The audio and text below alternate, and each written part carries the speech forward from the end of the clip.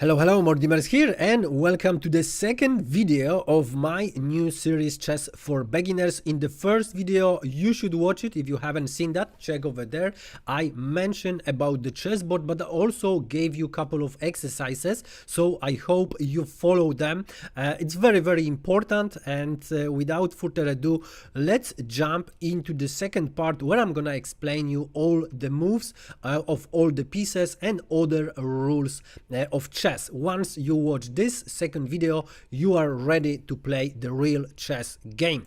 So first we have the king, and the king is the most precious piece on the board.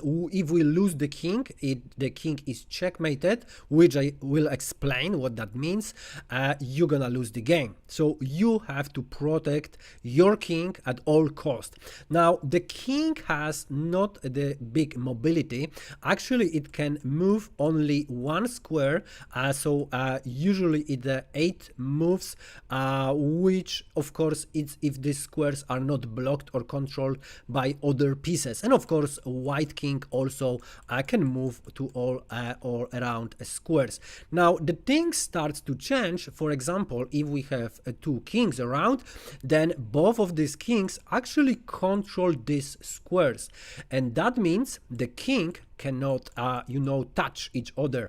They cannot get to each other, because otherwise they would get captured, and the kings cannot be captured. So this moves, moving the kings in the another square next to other king, would be just illegal move. That's not possible in chess. So this is about the king. Very simple. Now we have the rook. Now the rook is a very powerful and mobile piece. It's worth 5 points.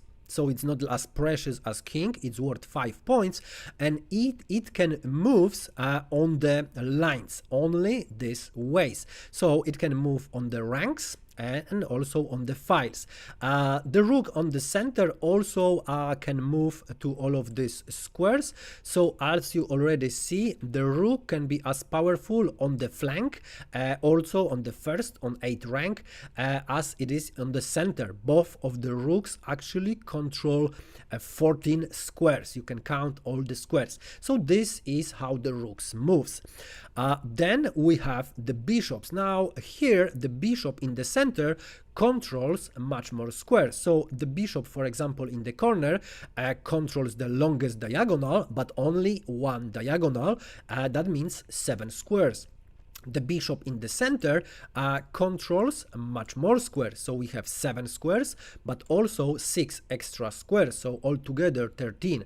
That means this bishop is much more powerful because it's in the center. About the center, I will also explain a lot when we go to the openings, how to open the game, but that's gonna happen in couple of videos.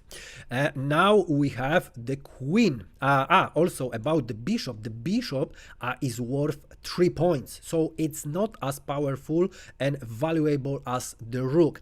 Now we have the queen. The queen actually is the most powerful piece on the board.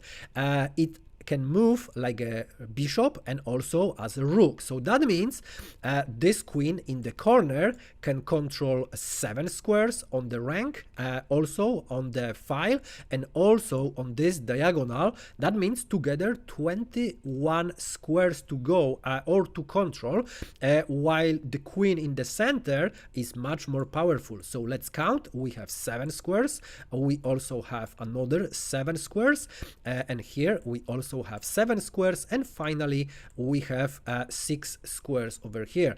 So you can actually count that these are 27 squares. So this is why we see very often that the super grandmasters and grandmasters in general try to make the queen as active as possible, and often some of the pieces like the queen are centralized. And the queen is worth 9 points. That means slightly less than 2 rooks. 2 rooks are 10 points. That's very, very important. We have also the knights, very tricky. The knights are one of the the most favorite pieces of many of the chess players, because they can be very tricky.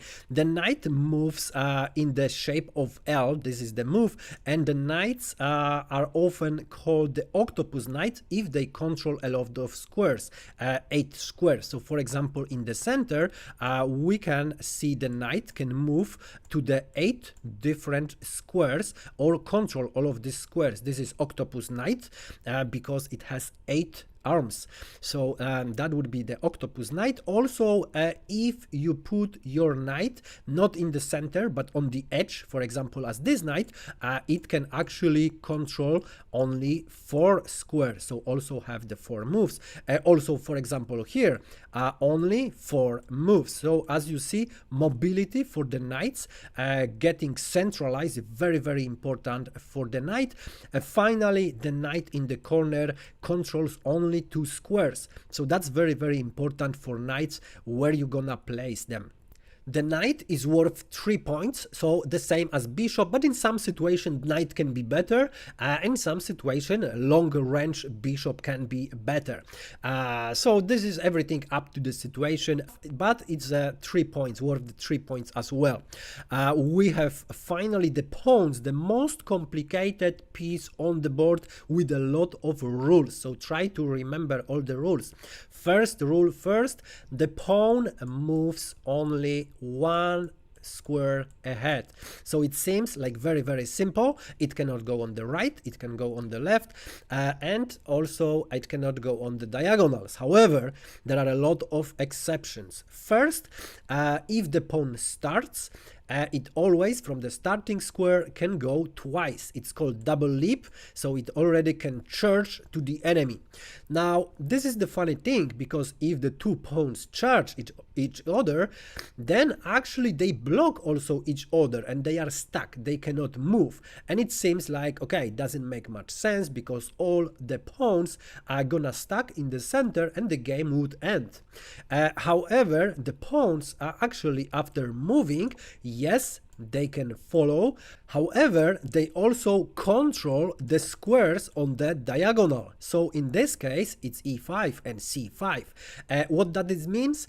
That means if the opposite piece is over there, for example, this pawn gonna charge to e5 as well, this pawn can capture. This is how the capture works in chess. So this pawn can be captured, the pawn is captured, stay in the cage, let's say, and this pawn can now follow. So it was the d pawn, now it's e pawn.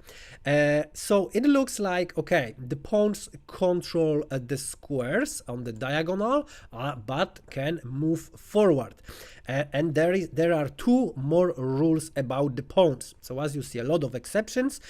This pawn, as we already know, control both of these squares, and the black pawn controls b6. So obviously, if this pawn is moved to the b6, it can be actually captured by the black pawn.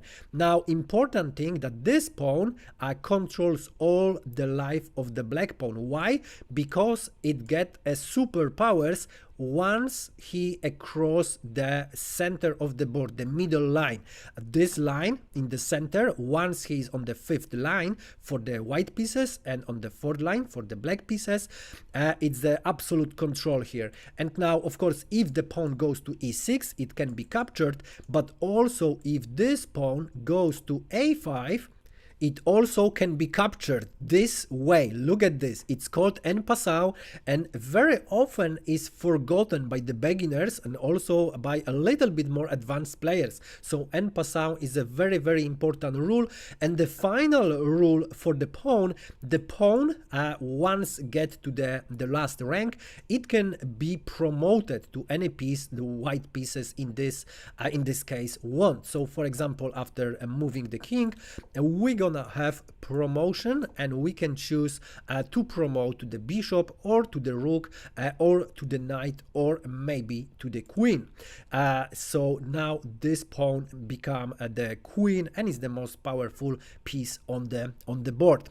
Now about the moves and the captures, if we have this situation, for example, the rook can move to a couple of squares. First, of course, it can move here. It also can move to the b3 and c3 squares. However, this pawn is blocking the way of the rook. So the pieces and the pawns actually blocking some of the pieces. Now the rook also can go to these two squares and also finally can capture the pawn, cannot get to another squares. So in this case, the rook can, for example, capture this pawn, and now these two pawns are blocked. This is the blockade. We will learn about that later. This pawn is blocking the black pawn, and this knight is blocking the pawn as well. Now the knight, I told you, is a very tricky, and the reason is if the knight is attacked and can be captured in the next move, this knight of course can move to a lot of squares and also can jump over other pieces. This is the only piece which can jump over other pieces. So in this case, the knight can actually jump forward as well. So for example, can capture this pawn. So these are the moves and captures. Now, what is check, you would ask? The check is when one of our pieces attack the king. So the rook can attack the king this way, deliver a check, or this way and deliver a check. Now, if we make this move, what happening to white king? White king has to be moved, or this attack has to be blocked, or this piece has to be captured. So there are a couple of ways of dealing with the check. So for example, in this case, the king can be moved to all of these squares, but cannot be moved here to the e2 square, because the rook actually control all of the squares on the e file. So this is one of the way of dealing. Knight e2, and now the check is blocked, so there is no check anymore. Black is on the move, and the king is saved. And finally, the rook also can be taken by this knight. Boom. So the rook is taken, and of course the king is safe as well. Once we know about the rule of check, I will show you the castle. Now castle is a very special move of the king. As you already remember, the king can move to the other squares. Of course cannot go to the pawn, because the pawn is blocking own pieces and other pieces are also blocking, but the king has special move which is called castle. The king is very happy when he is protected by other pieces, so the attacks are not easy to actually be done. So in this case, the king should go to the g1. The problem is that the rook would be stuck in the corner, but what we want from our pieces, the powerful pieces, we want to bring them to the game. So this is why the castle was invented, and there is the kingside castle. We make a special move with the king, two squares. It looks like this, bang, and the rook is jumping and is ready to go and ready to, make some action. And also the king can castle on the queen side. The same way we make the move with the two squares, boom. So this is how we make the queen side castle. Now, there are a couple of rules. The king cannot be under check. So here there are no pieces, black pieces, which actually attack our king. And also the squares where the king land cannot be under check. Also, the the squares were through which we're gonna pass with the king for the castle also cannot be under check. There is also the one rule that this bishop is controlling b1, so potentially it could make some problems, but not in this case, because these two squares are not controlled and not under check of this bishop. So this is why we can make the castle. Now the problem is for the black king. The rook now controls d8, and at the same time the bishop controls f8. So black cannot make the castle and have to stay in the center, which is very, very dangerous for the king. Another rook gonna join the game, and as you already see, that means that we would have the checkmate already in the next two moves, because the bishop could come to e4 and we would have the checkmate because the king cannot move anywhere. So this way we came to the checkmate. And how the checkmate looks like, if this rook moves to b1, we have the checkmate, and checkmate ends the game. Black is winning here. Now, what is the checkmate? It's a special kind of check. We cannot block this check. There is no knight and other piece to block. There is also no bishop, for example, to pick up this rook. And also the king cannot move anywhere because this rook controls all the squares around, and this rook also controls all of these squares.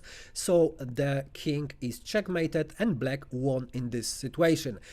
Once we know about the checkmate, I have to mention also about the stalemate.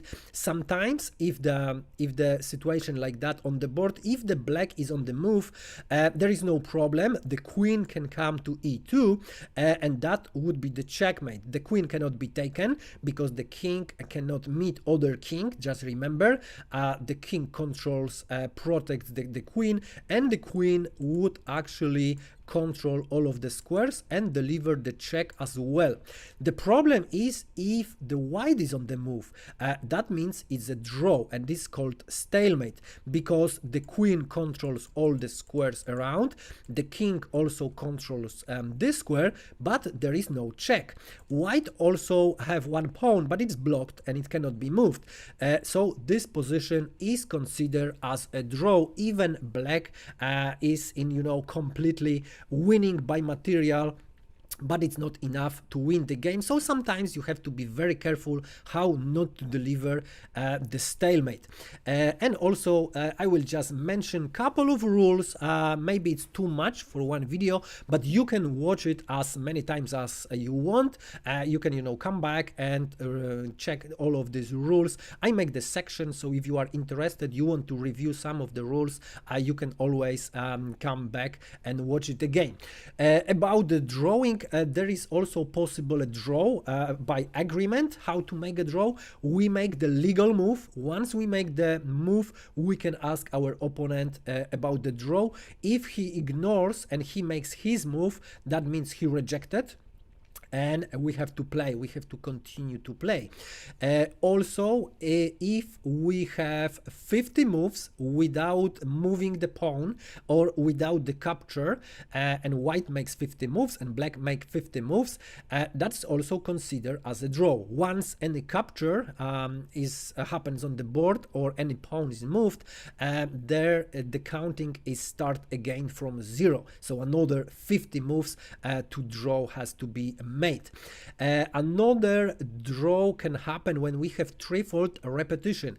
If the same position happened 3 times in the chess games, this is also considered as a draw. So you have to remember when you play over the board in the internet, of course. If you play by any platform, then it's automatically. However, on the board, over the board, you have to remember about that rule.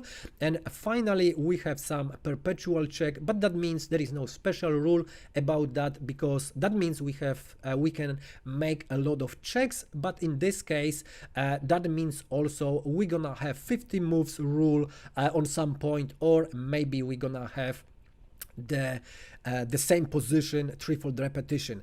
And finally, the last kind of a draw can happen when we have insufficient material. That means we have only the kings on the board. Of course, the checkmate is not possible, so that would be a draw. If one of the sides have the knight, this is also a draw. If one of the sides have only the bishop, this is also a draw.